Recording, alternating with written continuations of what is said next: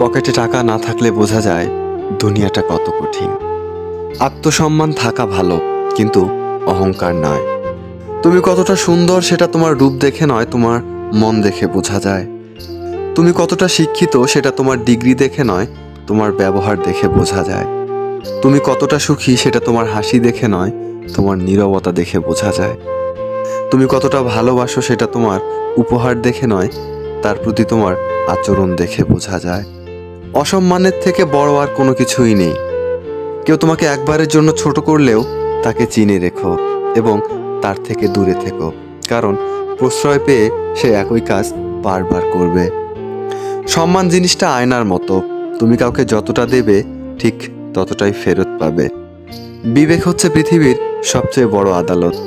সব সময় কারোর দোষ খুঁজে বেরিও না, পারলে তাকে সমাধানের পথ দেখিয়ে দাও। ক্ষমা তাকেই করো যে ভুল করেছে, কিন্তু ক্ষমা তাকে করো না যে তোমার সাথে বেইমানি করেছে। কারোর উপর নির্ভরশীল হয়ে থেকো না। তুমি যার উপর নির্ভরশীল হয়ে থাকবে সেই মানুষটা যখন থাকবে না, তখন তোমার প্রত্যেকটা কাজই ব্যর্থ হবে। তুমি জীবনে সেই মানুষটার জন্য কান্না করো না যে তোমাকে কষ্ট দিয়ে অন্য মানুষের সাথে আনন্দে আছে। যে তোমাকে যতটা সম্মান দেবে তুমি তাকে ততটাই সম্মান দিও। তার অধিক বেশি সম্মান দেওয়ার চেষ্টা করো না, কারণ এই যুগের মানুষগুলো সম্মানের চেয়ে বেশি স্বার্থের জন্য চলে।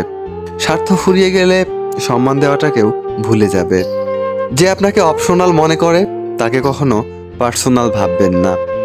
যে আপনাকে 2 পয়সার গুরুত্ব দেয় না তাকে আপনি 1 পয়সারও গুরুত্ব দেবেন না। পানি যেমন ঠান্ডা হতে হতে একসময় বরফ হয়ে যায়, ঠিক তেমনই একটা মন অনেক কষ্ট সহ্য করতে করতে একসময় পাথর হয়ে যায়।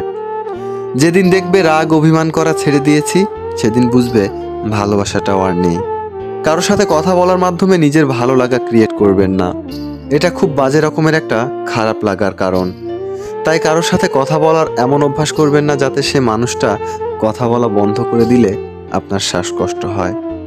পাওয়ার পর যদি মর্যাদা দিতে না পারো তাহলে হারানোর পরে কেঁদো না। ভুল করতে সময় লাগে না, কিন্তু ভুল শোধরাতে অনেক সময় লাগে।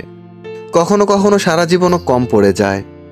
যদি তুমি সুখী জীবন চাও তাহলে এটাকে কোনো লক্ষ্যের সাথে বেঁধে ফেলো, কোনো মানুষের সাথে অথবা কোনো বস্তুর সাথে নয়। আমি কখনোই কারোর কাছে কিছু পাওয়ার প্রত্যাশা করি না, কারণ কারোর কাছে কিছু পাওয়ার প্রত্যাশা করাটা সব সময় দুঃখের কারণ হয়। আজ যারা ফিরিয়ে দিচ্ছে কাল তারাই কাছে পাওয়ার জন্য মরিয়া হয়ে উঠবে। তাকে কখনো ব্যস্ততা দেখিও না যে তোমার সাথে কথা বলার জন্য দিনরাত অপেক্ষা করে।